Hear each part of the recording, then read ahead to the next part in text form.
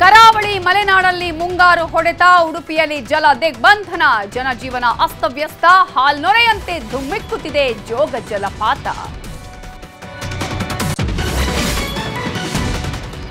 ರಾಜ್ಯದಲ್ಲಿ ಶುರುವಾಗಿದೆ ಡೆಂಗಿ ಸಾವಿನ ಕೇಕೆ, 7,000 ಗಡಿ ದಾಟಿದ ಸೋಂಕಿನ ಸಂಖ್ಯೆ, ಡಿಸಿ ಸಿಒಗಳನ್ನ ಗದರಿದ ಸಿಎಂ.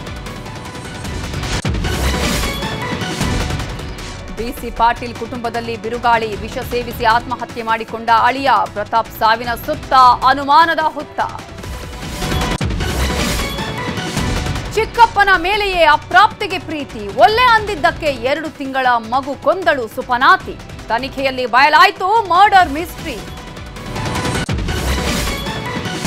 ಹಾವೇರಿ ಗೃಹಲಕ್ಷ್ಮಿಯರ ಮೇಲೆ ವಂಚಕರ ಕಣ್ಣು, ಹಾಫ್ ರೇಟ್ ಫ್ರಿಡ್ಜ್, ಟಿವಿ ಆಸೆ ತೋರಿಸಿ ಟೋಪಿ, 1 ಕೋಟಿ ಬಾಚಿಕೊಂಡು ಜೂಟಾದ ವಂಚಕರು.